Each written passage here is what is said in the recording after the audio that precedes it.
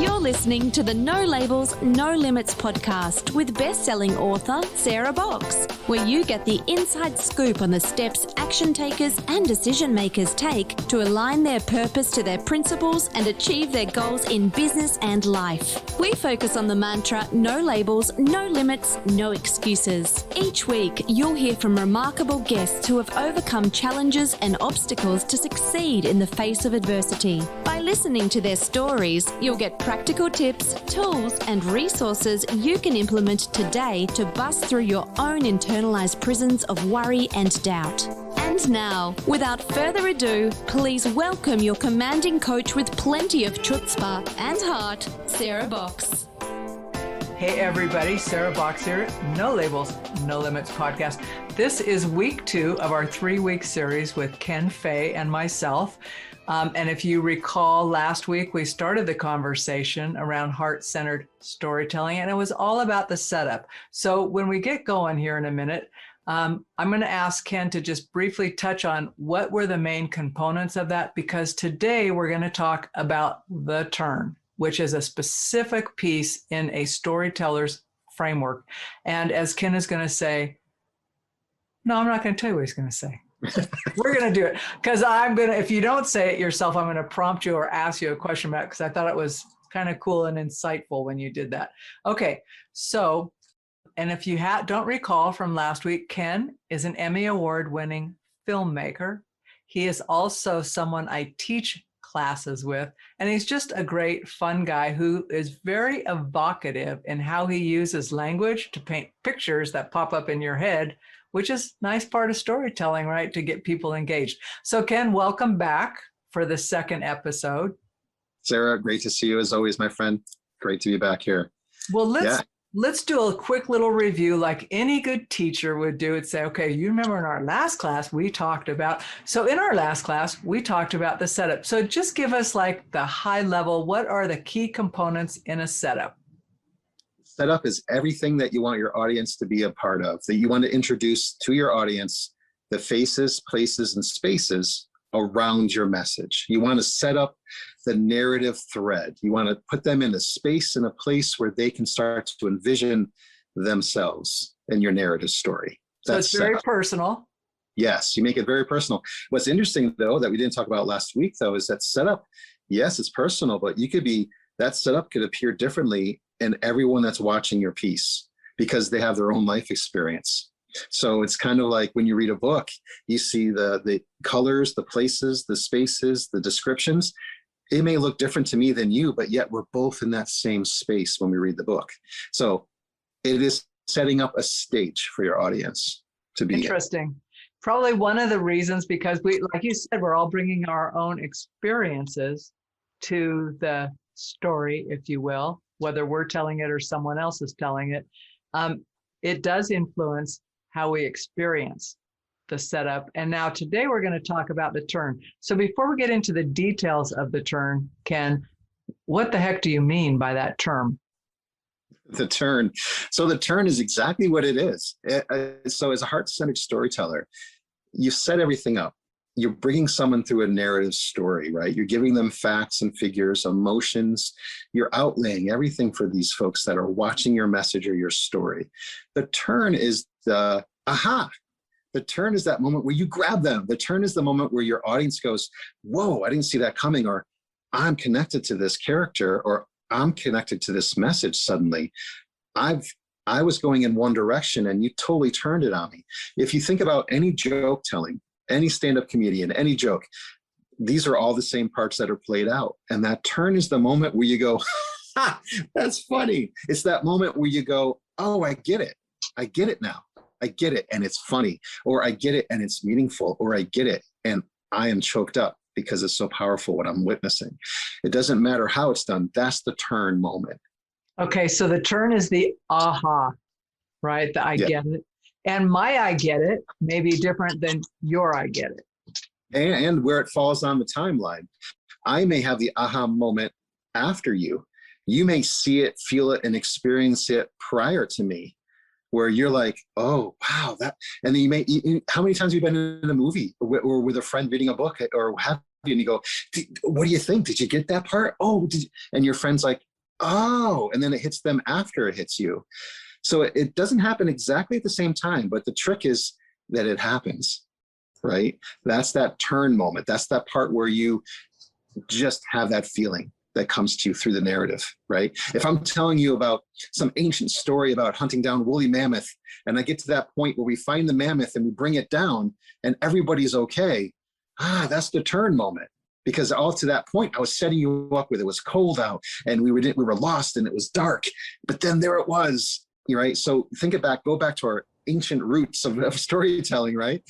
As an example, but the turn is that moment. The turn is that moment from at that point and anything we tell, where you get the aha, and that changes the narrative. So let's put it in context. This is how the turn goes for me. Sometimes I'm the first to get something, but generally not. And I'll be watching a show or something with my husband who is pretty quick. Like he can project. The joke is you might as well just be writing this, right? Because he'll go, oh, yeah, this is how it's going to play. I'm thinking, I don't know. So, but I'll be going, okay, what do you think? Just like you did. This is the thing. I'm watching this at the same time you are.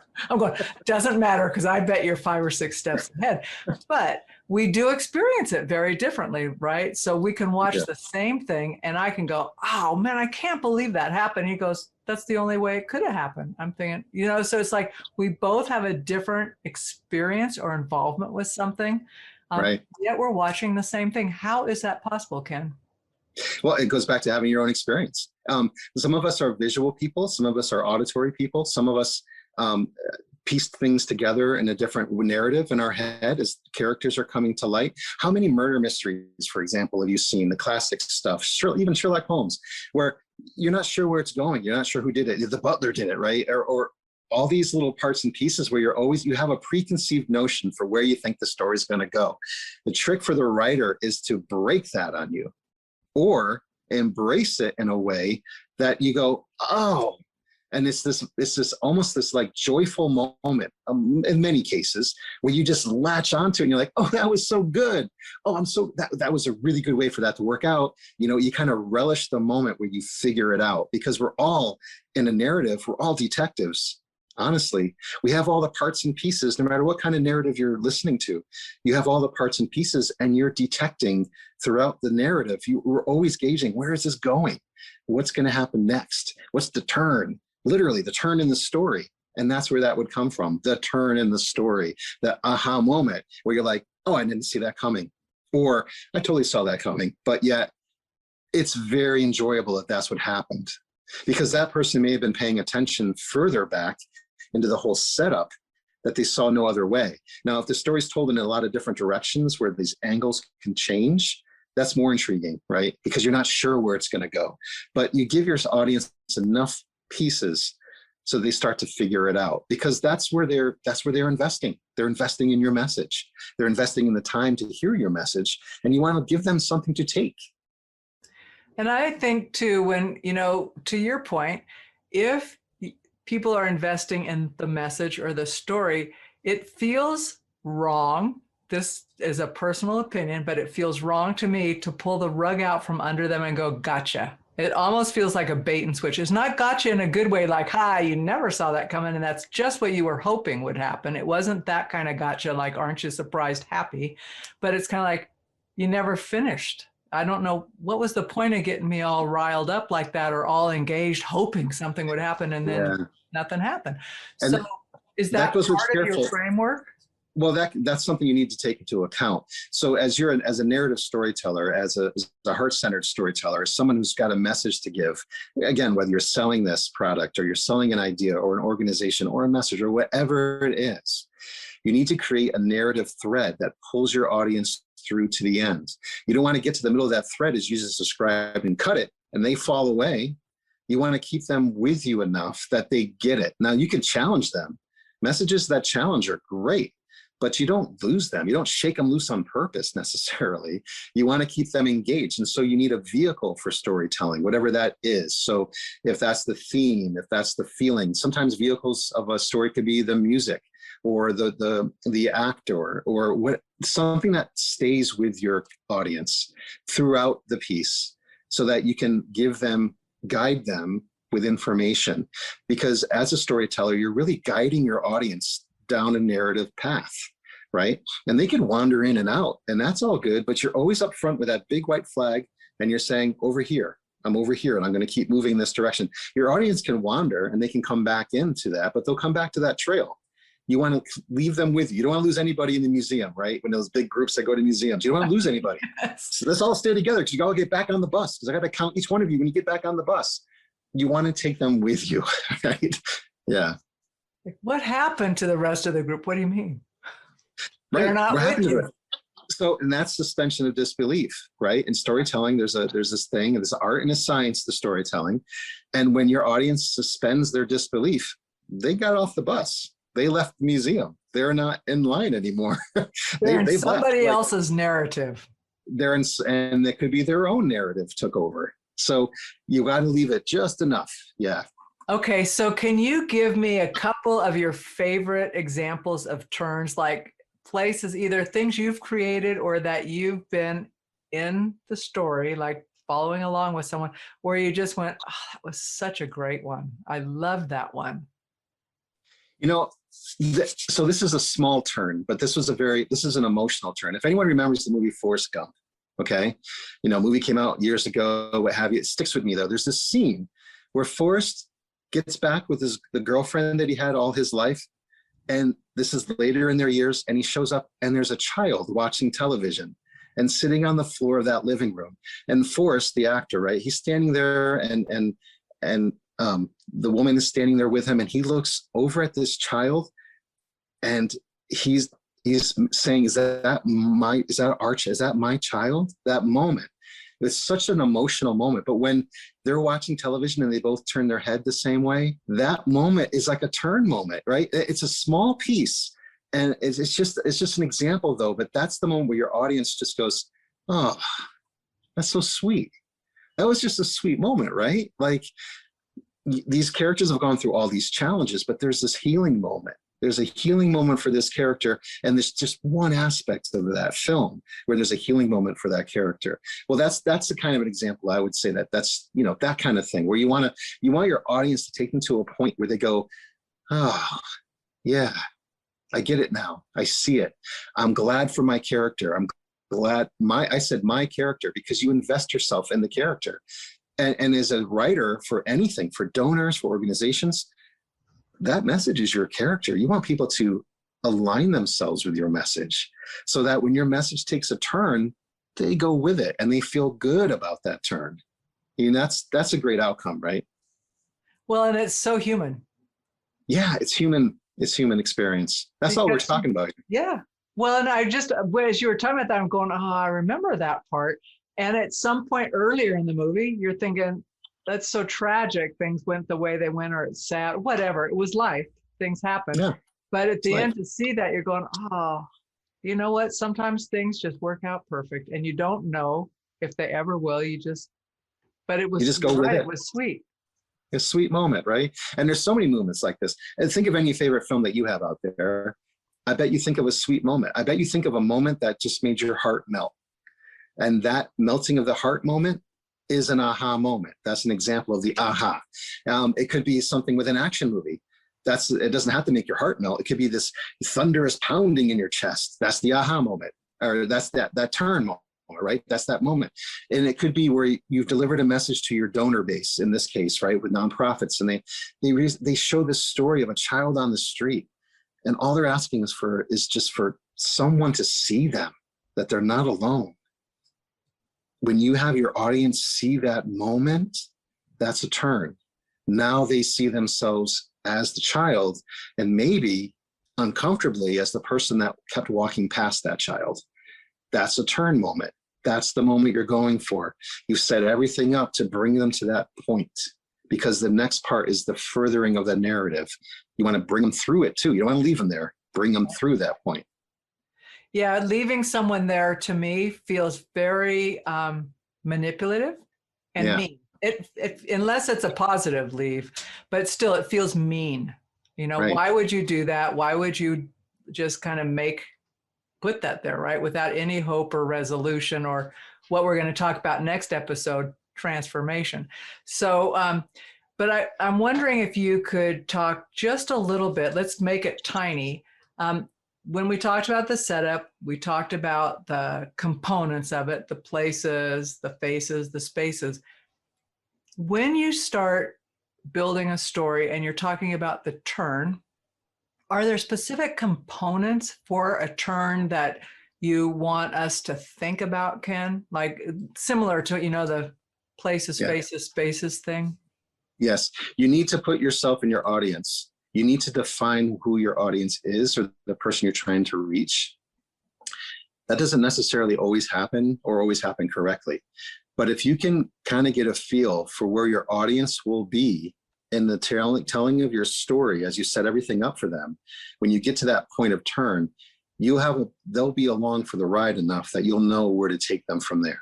So you need to develop that world enough that is believable and that they're there with you throughout the journey. So they get to the turn, right?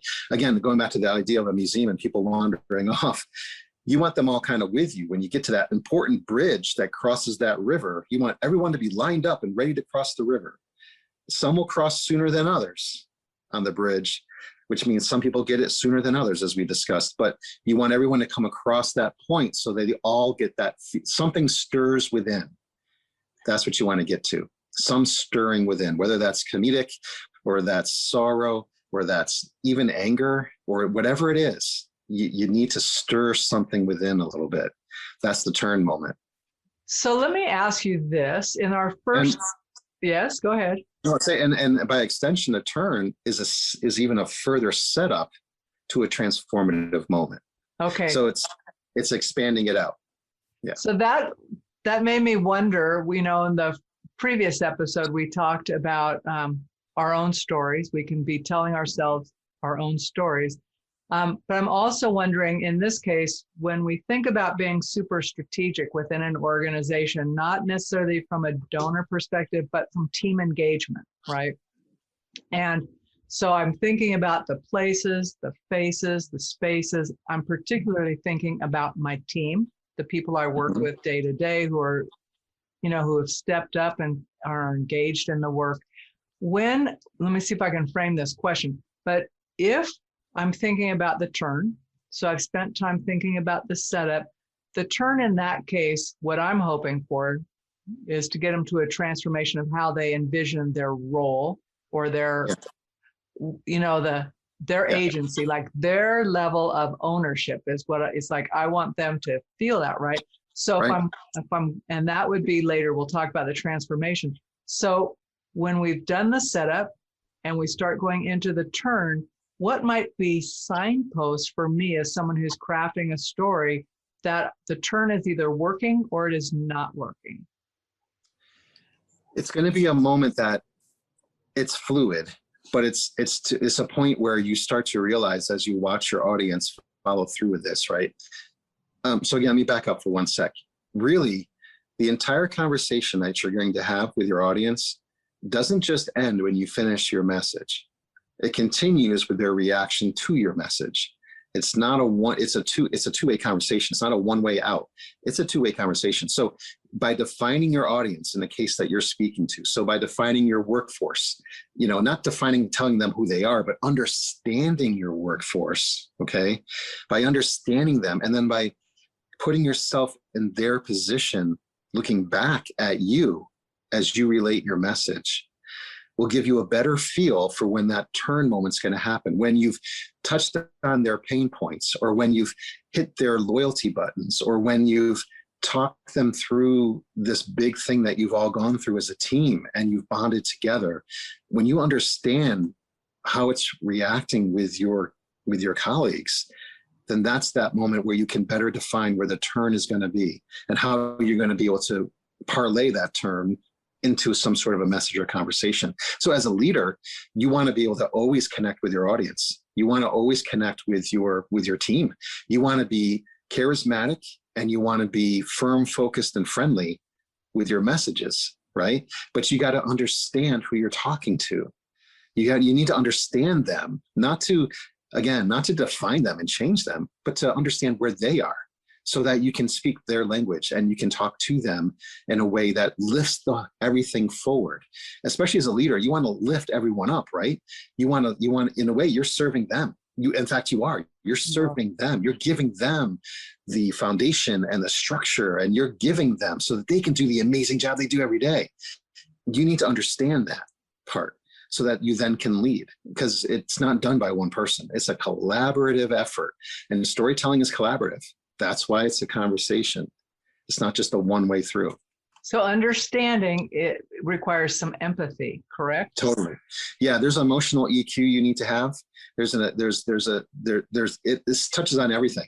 You need to understand them and what they do in their day-to-day run, whatever that task is, understand the task, right? So in the case of a storyteller, I want to understand the audience that I'm trying to go for. What are their pain points? Where are they in life? What are they dealing with? If I'm thinking about nonprofits and donors, right, and the issues that face our society, I want to think about, well, what are the people in our society feeling and thinking and doing? What is hammering on them, so I can speak to that. So I'm not just talking, but I'm talking to them, and understanding them. So there's an emotional quote. You need to have emotional IQ and empathy to do that to a point, right? And you want to get lost in the message. You want to help them get to the message. You want them to hold on, and you want to pull them through the message, right? Because you want to get them to the transformation. This isn't about wallowing. This is about evolving. The evolution of the narrative is all these three parts. It's setup, turn, transformation. And the evolution of the narrative is the narrative continually changes in our everyday, right? The way you woke up this morning, what's going to happen to you later tonight that you have no idea about. We're all living a story that's already being played out. We're just the main character.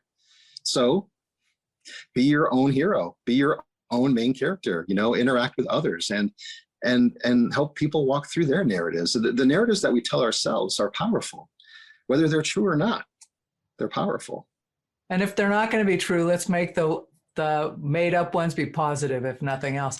When you were talking about that the narrative changes, it reminds me of how powerful the skill, which I do not profess to have this skill. When I watch it in others, I just think, wow, that is so great. But in this day and age, I think like people who are good at improv, they are really good because we have to adapt, right? And so people who can be given a new piece of information or a new situation and run with it and see different possibilities with it, right? I think that's such a great strength. And little tangent, but where would that be in a story? Like if say you and I are doing something and someone throws something at and we've got to pivot. Yeah. Is that at the turn or is that what is it?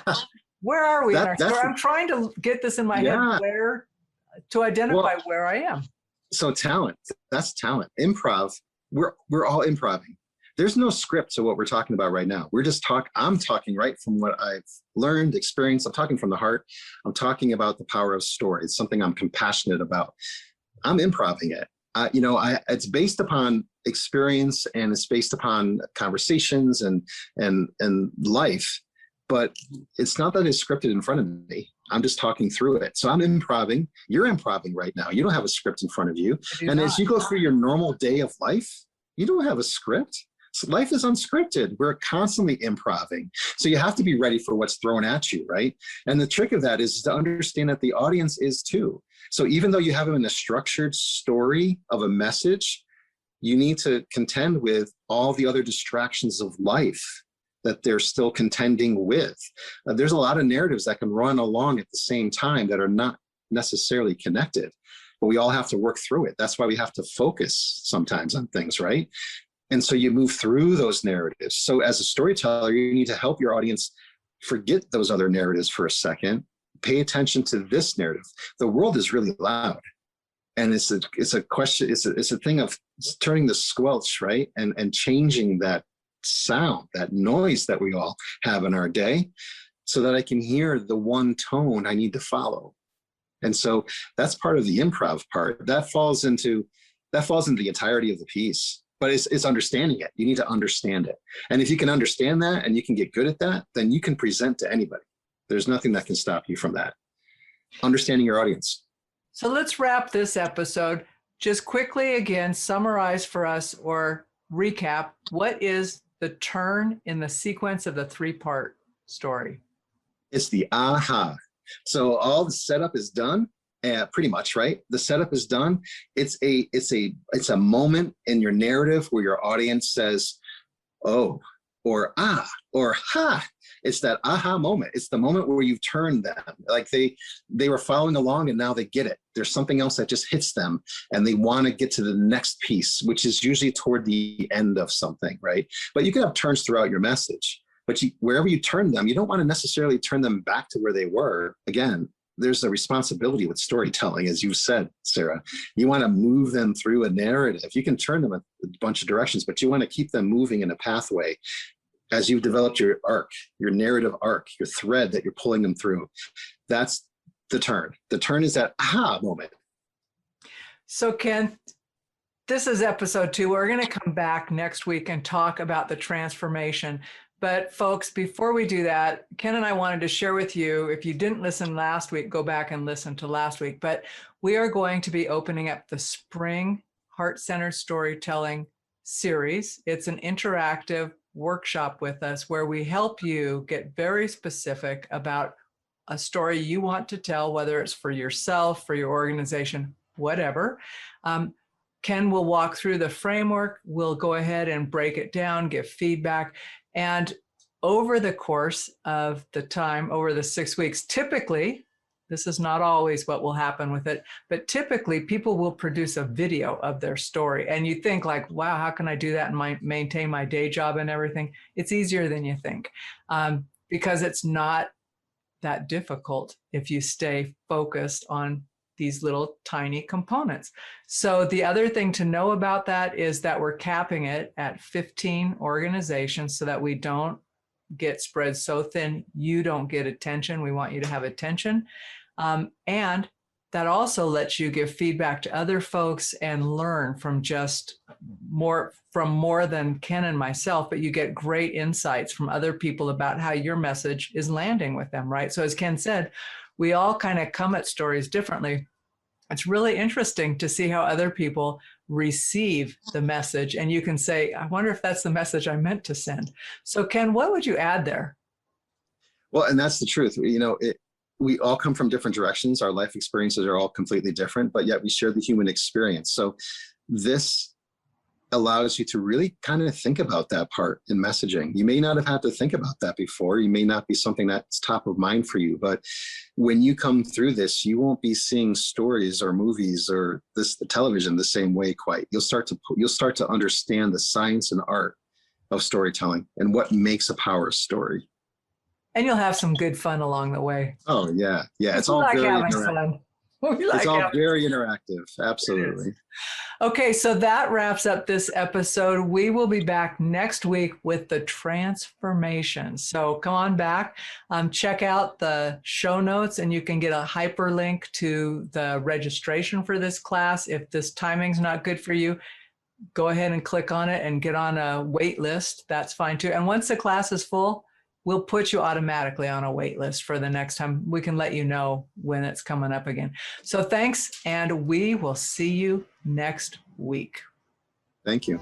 You've been listening to the No Labels, No Limits podcast with best-selling author, change agent, and strategic vision coach, Sarah Box. You can grab the show notes and find out how to work with Sarah at sarahbox.com/No Labels, No Limits podcast. We'd love this podcast to reach as many people as possible. So please remember to rate, leave a 5-star review, and share the podcast with someone you think would get value from this conversation. Until next time, keep taking those daily action steps to align your purpose to your principles and achieve your goals in business and life.